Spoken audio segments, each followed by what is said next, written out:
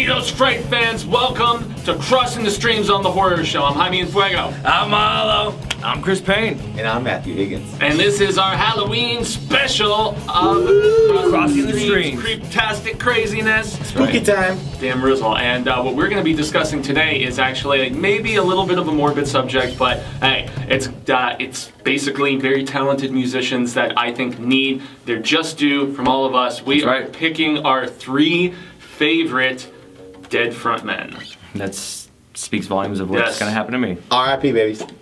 Bam, bam, bam. And I'm going to just Chris, jump. you're all right. We said favorite. All right, well. Right under the poop bus, I swear. Yeah. Parked in the garage. Fuck off.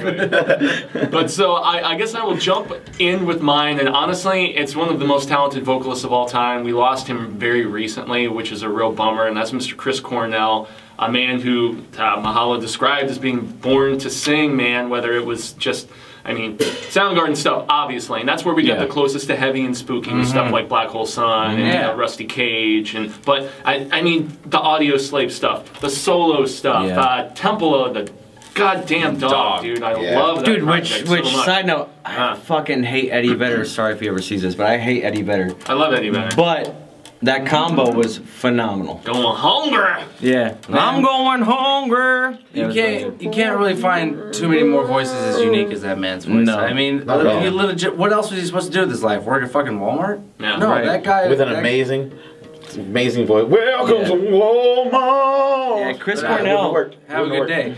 It's sad that we lost him as young as he was. Really, I mean, people living up to and not just that, but we might be exposing our age a little bit, but Soundgarden was like, that 80s, was, dude. Yeah, I mean, dude. Before they switched out bass players and everything, and I mean, but no idea. Seriously, I still remember, I will never forget, and it's probably their most noteworthy music video at least, and that's for Black Hole Sun and the when they're roaching the Barbie doll faces and everything. Yeah. It's trippy and creepy, and it's a very surreal and kind of sad song. Cornell wrote that song himself, so that's another thing to keep in mind, is that besides being a great vocalist, he was a great songwriter too. But badass frontman, dude, and that's the one that I'm sad by far we lost when we did, because he had miles to go. And he was one of those few musicians that everything that he touched just turned to gold. Like he was. Yeah, that guy couldn't sing that solo album he did with the Timbaland.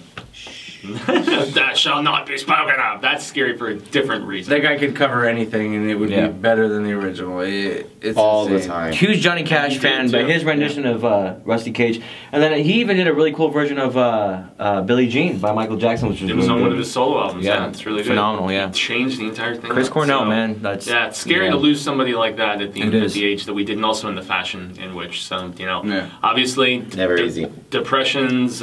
Which side note? Horrible monster. If you feel off, you feel weird, you feel loose, it's not bad to talk to somebody about it. No, it's always make better sure you do to talk to somebody. Make sure you do so.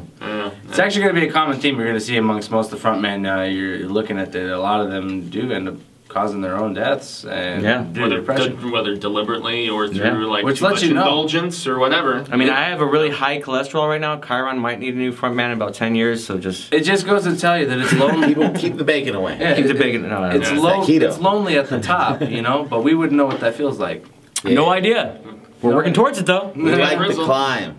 We like the climb. We do like the climb. It's all about the journey, not the end, right? Yeah, well, I mean, if I'm gonna keep it in a journey, their singer's still around though. I'm just saying, Journey's another one. They got their little. Oh, is he? Yeah, what happened? They got their little Filipino guy. Yeah, they had a fallout. Fair enough. Yeah. So let's jump to Mahallo for his first pick, man. So I'm gonna keep it almost in the same genre kind of thing with Scott Weiland, man. And you go STP, even Velvet Revolver. I mean, the guy. He wrote amazing songs. He sang. His voice was another unique voice. Very much so. Creep is probably one of my favorite songs from them of all time, man. I love it. And I was really excited when Velvet Revolver came out. 2 of my favorites, Scott Weiland and Slash, working together to create awesomeness, man. That first record's damn good. I didn't like the second one so much, but the first one was really solid. It was really solid. And it had an edge to it, and it was really trying. The opening track was a Slither, the one that came out with. Slither was is that first album the one where I don't know if it's rumor or not, but Slash confessed to just playing every Guns N' Roses song backwards?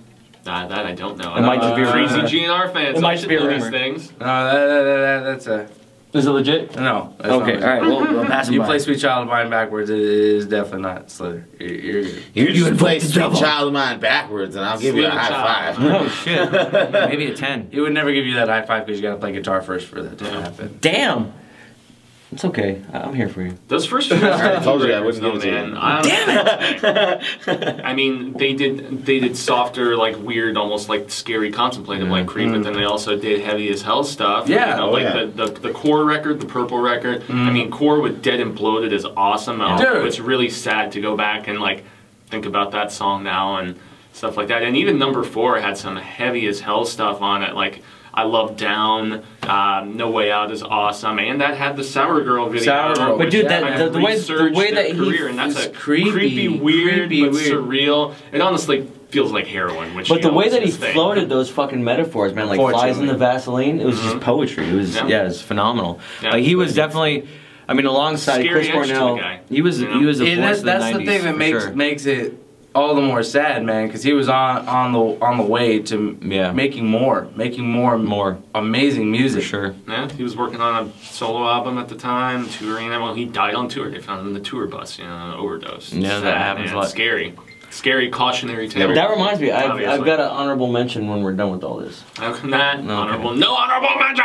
No, I have one. I have an honorable mention. Definitely an early 2000s honorable mention. I got it. All right, Chris. So what's your first one then? So my first one is gonna be. So we recently lost the lead singer. Well, the co-lead singer to We Came as Romans. So the song I'm choosing is Hope, which is a great song. I mean, We Came as Romans is a really good band. They got the dual singer thing, which is actually cut really, back up. which is really popular right now. The dual lead singer what thing. What kind of bands like that? But no, Hope is a really good song. It definitely gives the guys' vocals a huge range and everything else. I mean, it's a really good song. And they're a newer band. Too. Yeah, they're definitely They're what. like kind of screamo metalcore. Yeah, they're kind of what.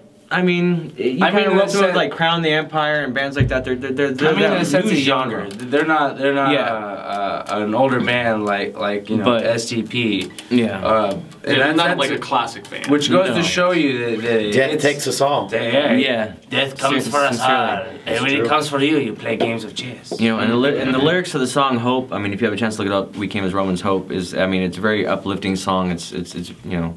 But it was sad nonetheless, and I think it was entirely too early for him. He had a long career, so. Yeah, and their stuff is heavy and melodic. I mean, it's a cool smattering of different things, man. So, Yeah, I like them a lot, actually. Nice. All right, Sir Higgins, what's your first? Yo. My first, I gotta give it out to one of the Godfathers, man, Dio. He was.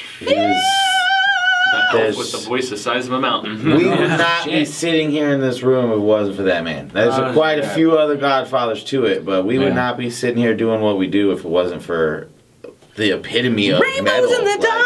Yeah, he brought the power. He's got such a voice too. He just brought so much. Well, think about it this And way, Dio man. gave us the horns. Exactly. Never forget, Dio gave us the would horns. not be here. Would not be here. Dude, if anybody's gonna step in for the Prince of fucking Darkness, Yeah. it's gonna be Dio, the fucking damn Lord of right. Darkness, and fucking himself, man. And you reach a certain point in your music career where you learn music and you learn different guitar riffs, man. And there's nothing more fun than learning a Dio song and having somebody actually sing those notes. A side note, me and Mahallo were dicking around with what was it, Holy Diver one day, and just some random transient off the street popped his head into his apartment, was like, "Hey, what are you guys doing?" And we're like, we're just jamming, man. He goes, "I heard you." And we were playing, in, bro? Yeah, he's just carrying a 40, drunk as hell. But I mean, that goes to show you that whether or not anybody recognizes the shit, Dio is just, I mean, He's powerful, man. powerful. Transcends across it all, man. That's right. I love That's the my stuff glorious of Sabbath, pick. though, man. Dude, I oh, mean, yeah. Falling Off the Edge of the World. I mean, Mob Rules. Like, both of those first two records, the Dehumanizer record's pretty solid. They had that song Time Machine on Wayne's World. Yeah. Yeah, and then even the last album that he put together with Iommi, which was called Heaven and Hell because they couldn't use the rights because Sharon Osbourne's a bitch. But yeah, man, Her Dio, dogs poop on carpets. amazing voice. One of the That is best. Sharon One of the Osbourne's most dog shell on the distinctive, somebody carpet. who could actually sing because we do have a lot of frontmen who aren't just that classically trained power kind of approach Dio. and stuff. I saw a meme the other day that said, "I remember when clean vocals were just called vocals." Right? Yep. The times they are a charger. Yeah, I exactly. mean, you don't know, but you're right. The Dio had range, which is an insane range. Very, very true. He even came in on that Tenacious D, the Pick of Destiny, and fucking made that whole scene so amazing. That just whole scene. that much better. Like, Right. you know? Yeah, That's and that a was great just cameo, before I we hope lost that him, too. Dio can step out of a poster one day. No. That'd be great. He's on my fridge. Nice. Please. All right, so Fuego, what was your second pick, man? Yeah, man. Oh, Second one bring it for back me. around. I'm gonna switch it up, but you're gonna see a continued theme of like 80s, 90s kind of stuff here. But I think we covered the decades pretty well. Yeah, I For just had sure. a birthday too. Bleh. Anyway, my pick at my number 2 is gonna be the Carnivore and Typo Negative frontman Peter Steele. Fuck yeah. Love Peter me some Steele.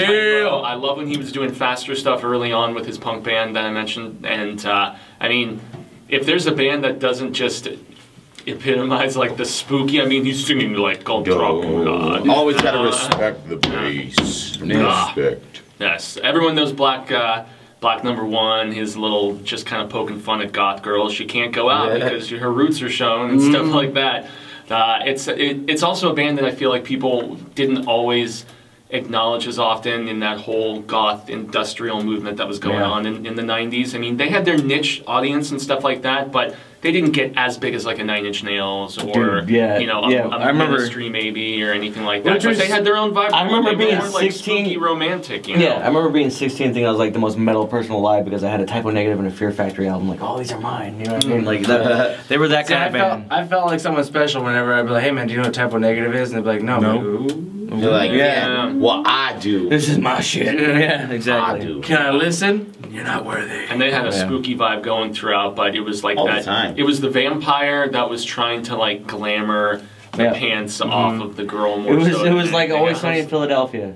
It's the implication. But the stuff was morbid too, man. I mean, and the songs like "Loved You to Death" Yep. and "Everyone Very- Dies" and Very dark, very. dark themes, man. Oh, yeah. Even Very if they long approach black some hair. cynicism. Yes, big, That's- tall, that's- huge dude too. Presence for I mean, days. the stories I've read about Peter Steele and just this big 6-foot-plus fearsome presence that he was, and he would like slam a case of beer and eat like boxes of Chinese food and then do a whole bag of blow. The guy was just this big, huge, massive presence of a person Chinese food and and a blow. musician. It's kind of I messed know. up, man. I eat one box of Chinese food, I can't fit into my pants. If I was 6'5", that'd be great. I love Chinese He was a food. monster, man. But he didn't take his life. It was if I remember correctly, it was 6'5" heart to be problems, if Yeti. I'm not mistaken. But I mean, boxes of Yeah. Chinese food. I know, and all that alcohol, and all those drugs, and all that crazy Living on the sex road with and- weird goth Could you girls. imagine It how was just. That sounds Big fun to me. music I'm in the in- 90s, I'm bro. for that last part.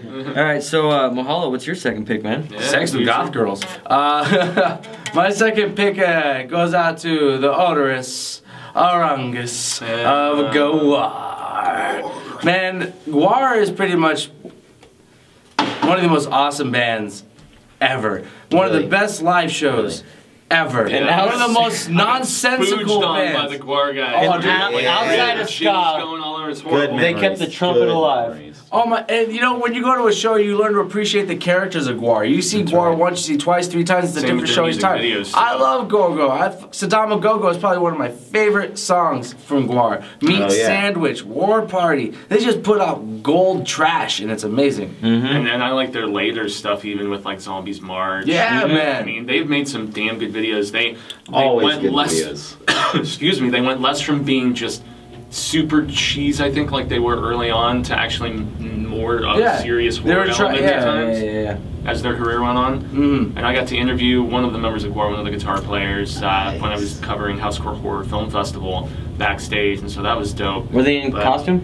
In costume and in All character the time. as well. All the time. Yeah. 24/7. And they were talking about the girl who had just recently joined the band, who they ended up firing her from the band, and oh man, they're insane live. They're so They're one of the so greatest shows good. live, man. And maybe So a group good. that we Blown take away. some nuts from ourselves We do. a little bit with, A little bit, just having definitely. a deep concept at least with what you're trying to do in I mythology. mean, when you and, think like, we're not just world that, building here. That's not what just they were that, but when you so think good of at when you think Gwar. of costume bands, you think of like Kiss. Then you think of Gwar, and then you think of Slipknot. You know what I mean? And Mushroom Head. Lordy, I love Lordy. Oh Jesus! I love when Gwar killed Lordy. I saw that That happen. happened? That was great. That was a thing, huh? Oh yeah, man! Came out with Lordy's heads, the Pretender, as he called him. It was amazing. All right, so my second pick, Going track. maybe just a little bit on topic since we covered Chris Cornell, is going to be Chester Bennington.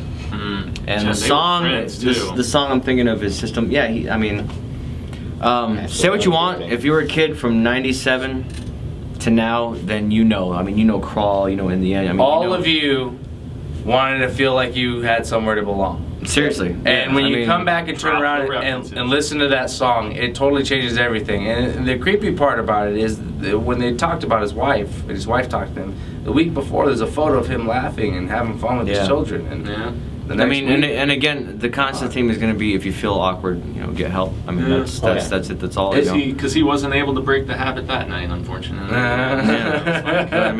No, that's true. He finally did the habit of depression, man. It was constantly crawling within his skin. I mean, Chris Cornell, from the top to the bottom. From what I understand about Chris Cornell, it was an accident. But from what I understand about Chester Bennington, it was almost intent. You know, and it's one of those things where even if you're on top, you know, and you think everything's going smooth, if you still hear that little voice, you need to get that taken care of. Like still in your own head, man. Yep. But I mean, Chester Bennington. I mean, with all the different platforms he's crossed, he's a voice of a generation. He really is. You think of that time. You have very few bands that were able to cross mold rap and rock together, and Linkin Park is. They may not be the Godfathers, but damn it, if they aren't the band that everybody thinks of. And not just that, but I mean, Chester Bennington himself was one of the few people I've ever heard of in my life where there's a million different. I mean, for fuck's sakes, Jay-Z wanted to be on an entire album with this man. You know what I mean? Like, he's crossed so many different platforms. Remix one and brought on all the. Yeah, I mean, like he's had everybody from Aaron Lewis, Jonathan Davis. I mean, Marilyn Manson. He had his respect. He had Jay-Z's respect. I mean, he crossed platform like a boss, and everybody in the world wanted to work with this guy. And he was another voice who was oddly unique and haunting. His clean vocals were so precise, so perfect, and so haunting. He would make you feel what he felt, and we just didn't realize that that's how he was actually feeling. But usually people are usually singing those things when they truly feel that they are tortured and they are scarred and maybe scared to some degree of success, even in his case, and just all the pressure that comes with it. And there was a spooky vibe to a lot of what they did. It wasn't all like fist pumping rap, metal, whatever. You know, I mean, you get songs like In the End that had edge to them, and not one of my absolute favorite bands, but a voice that I truly respected. I mean, I didn't like when they were more hip hop centric on the first record as much. It was the song "Crawling" that pulled me in and made me for sure. Like and then on the video of the girl looking at herself in the mirror, it's a spooky video, man. Well, and not just that, but on the Reanimation album, when he had Aaron Lewis come on, like that song with Aaron Lewis and Chester. I mean, that was. I mean, he was picked out of how many other artists to be on the Queen of the Damned soundtrack? Yes. To perform a song. He was up there with, I mean, you think, like, in the early 2000s, you had David Draymond, you had Wayne Static, you had Jonathan Davis, and you had Marilyn Manson. Like, realistically, in the early 2000s, when he came, and Trent Reznor, that's right. When you go into, like, the new metal scene and everything else like that, like, that was almost a fucking honor in itself to have all those Because he was names. still a young artist at the time. These big names were like, hey, man. You sound like you could do anything we could. And you show me an album like Hybrid Theory, like there's Hybrid Theory is one of those few albums that even to this day I can listen to all the way through and not dislike a song. Nope. See, for me it was Meteora. Meteora, I felt like they got heavier than they ever did before, and they tapped in a little bit more. Although the unsung hero truly of Linkin Park is Mr. Hall. Yeah, Mr. Hall. Yeah. Executioner's Son, when he did that whole... Yep. Anyway, moving on. Mr. Mooch. You got, man. Well, tell you the truth, you kind of spotlighted mine a little bit there. You said it just a second ago, but I love this guy. He definitely has put on one of the best shows I've ever seen, and it was Wayne Static. Oh, by far. Yeah. Just his hair is something I always loved. But he just had a great presence. And he never did a single Slim Jim commercial, and that was frustrating. No. Wayne Static was cool as hell too, man. Oh, yeah. We've seen him how many times? We're just driving in golf carts around at Cricket Pavilion whenever he performed, man. It was the greatest. He was very personable as well. Yeah, and he was legit. He would legitimately stop and talk to you. He was so close to his fans. That was the craziest part. He was so close. He loved being down there. And he's in a golf cart. It's Arizona. It's 120 degrees. Oh yeah. I've met Wayne Static. Apparently, you've met Wayne Static. Have you met Wayne Static? Yeah, dude. I'm the only one who hasn't. Like, holy shit! Was it Ozfest 2003? When Bobby got to shake his hand, man. I don't remember which Ozfest, but yeah, Wayne Static, dude. God. Good guy. And then I mean, since we're talking about Queen of the Damned, you know when he did that was one of their big Cold, songs, man. Cold. Oh God, yeah, that was so cold. See, I got stuck on them because I was watching The Box. And The Box had a Push It come on, and it was like little animated claymation, and I was stuck on it. I would go to school, and I would just be like, yo, push it! Yeah, Push it! And kids would be like, what is wrong with you? Bands like them and like System of a Down were doing something almost like borderline wacky. With Yeah. I mean, But it was awesome. I mean, in the early 2000s, They were taking it to a new in the early limit. 2000s, I mean, Take it to the limit. Wayne Static, and as much as I hate to say it because it is what it is, but I mean, Wayne Static, Corey Taylor, they were kind of what pushed me towards the whole screaming aspect of metal. They're kind of what got me into trying that out. Gateway drug. Yeah, I mean, sincerely, I mean, if you think about it, you had bands like Disturbed, Static X, and Slipknot at the time, which were mainstream, which blows my mind today. Today's music, sorry kids, but it's garbage. I mean, I it's agree. fucking garbage. That shows our age. But yeah, no shit. But those bands, you know, with the way I mean, like the whole thing that they all did, it was different to hear that on the fucking radio at the time. You never heard that. And then when you'd watch it to a Dragon Ball Z music video. That's dude, Kazaa. Remember Kazaa? I remember Kazaa. How many Dragon Ball Z Fiction. videos did you download with Static X and Slipknot songs? Are you kidding me? I used to make them on Windows Dude, Movie Maker. like Vegeta, King of the Fucking Saiyans, like all. Oh Oh, man, that yeah. was the best. Anyway, our nerd is Flags. Yeah. All right, Flags, you're Drum roll for the last one. One of my favorite bands of all time. I still remember I was in my first band and I got a call at work at Safeway from my guitar player, and he's like, dude, Lane Staley died. And I was just like, oh my god, because in my first band, that was one of the groups that we bonded over very, very deeply. And I mean, I still love the Jerry-led version of the band with Duvall and stuff. They put out 3 very solid records. Oh yeah, it's hard to keep going after you lose somebody in a band. Not a lot of people can do it. Not at all. And they somehow found their way. But that's all through the strength of Cantrell and his songwriting, in my opinion. But Lane was a great songwriter in and of himself. Like, he was a poet. Absolutely. Well, One of the everybody best. knows Angry Chair, and that was written exclusively by Lane's song, you know, and I think Brush Away was another one. There's others, but his lyrics, especially just the haunting aspect to his voice, even on the acoustic stuff on like Jar of Flies, you know, a song like Nutshell will like twist the knife in your stomach, and that was one that got me through a lot of hard times in high school.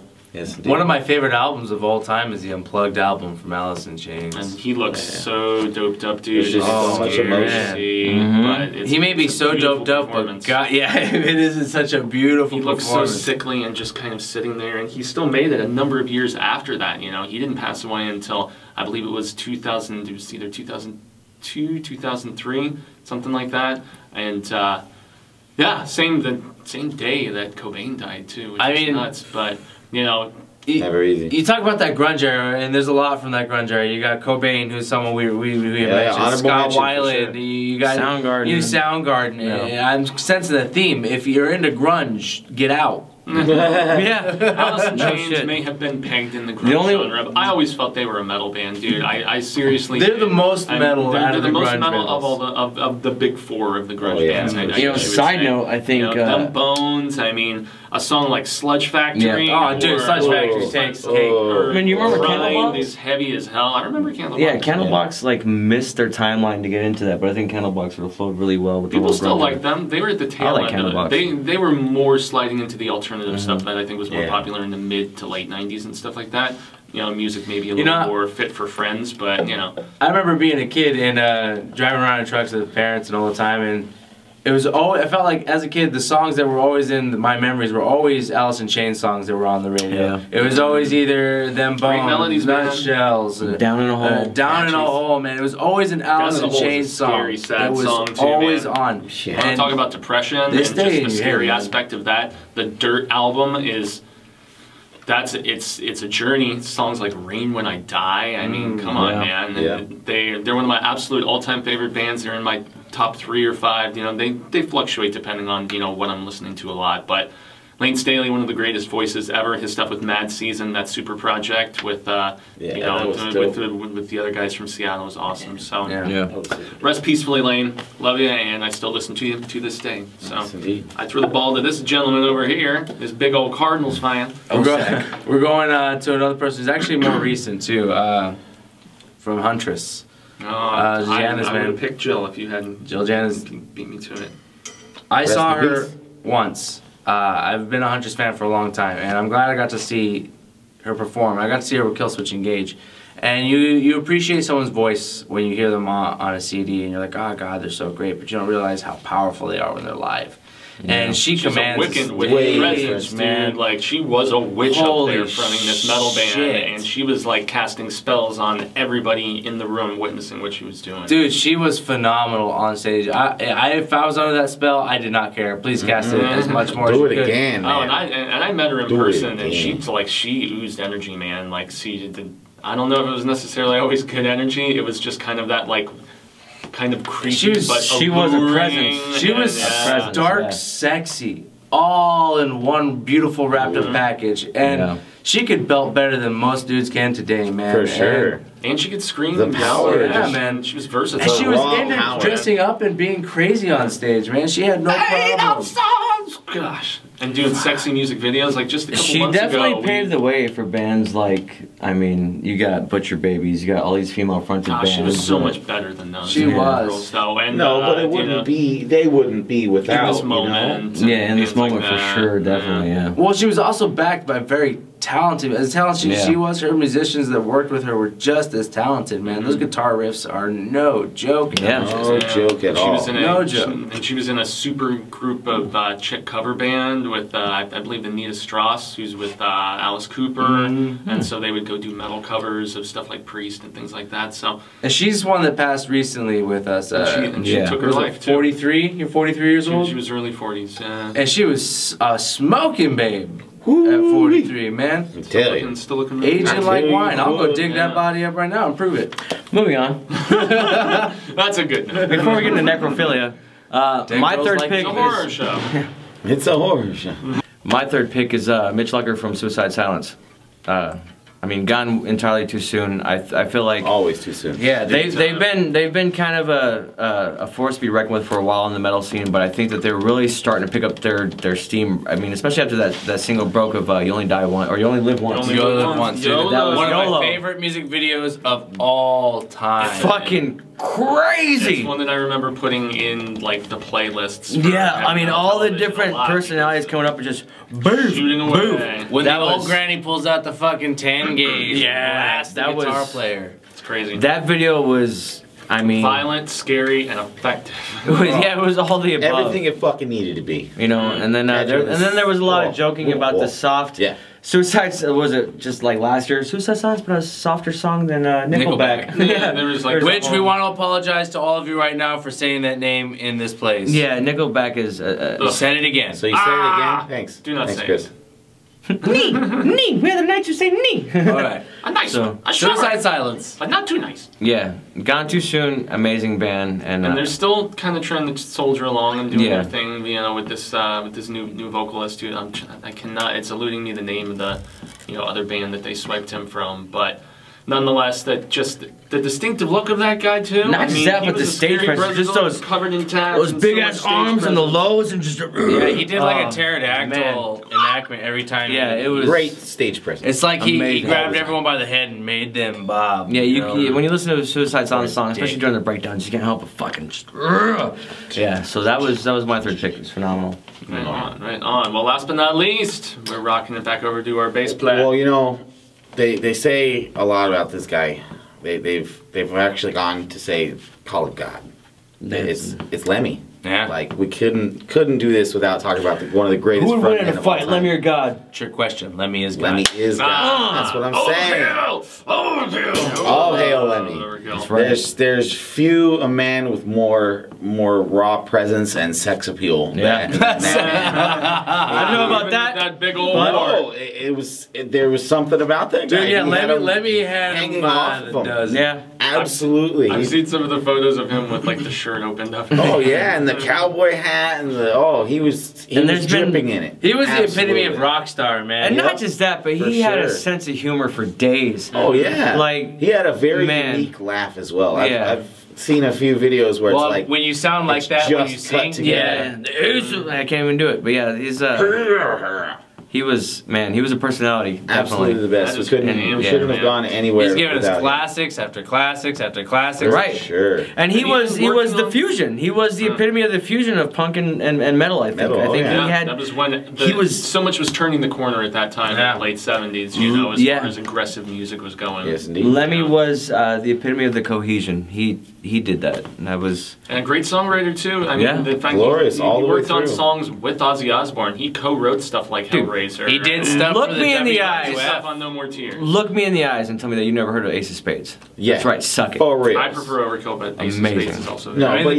he transcended just music entertainment. He wrote music for stuff like the WWF for wrestlers. Oh yeah. He went. It's time to play the game. Yeah, man. And made these things even more iconic.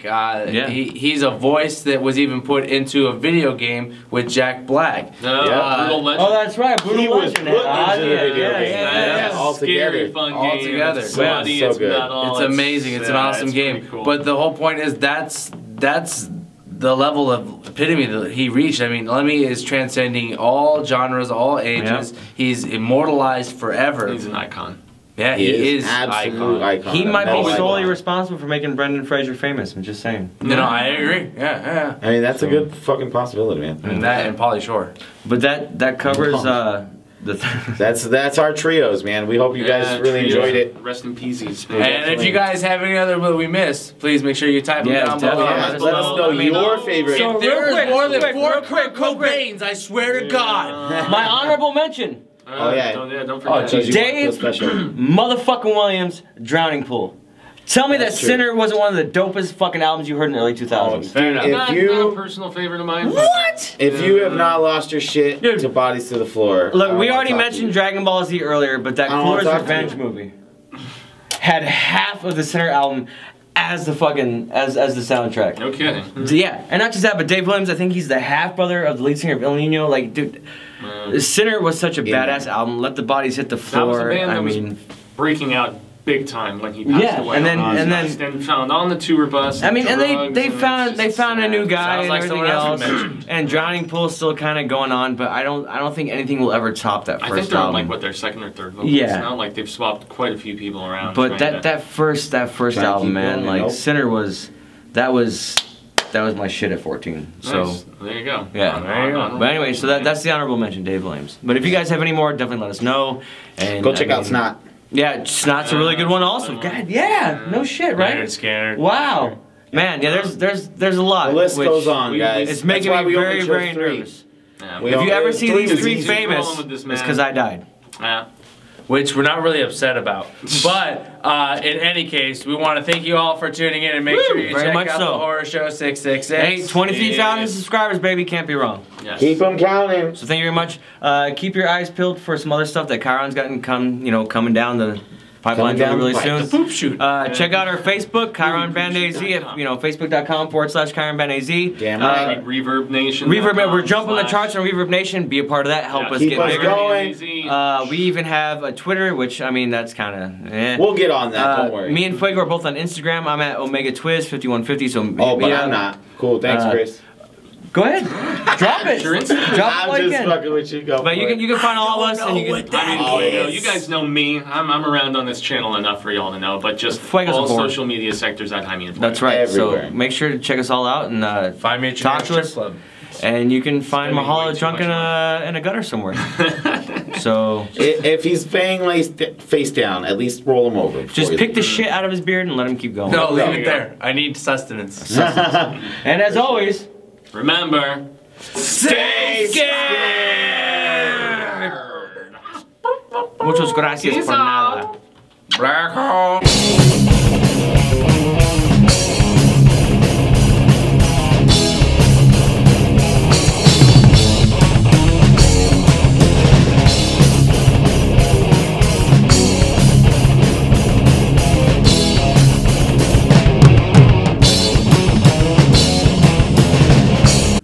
And remember, call me Gummy for a date.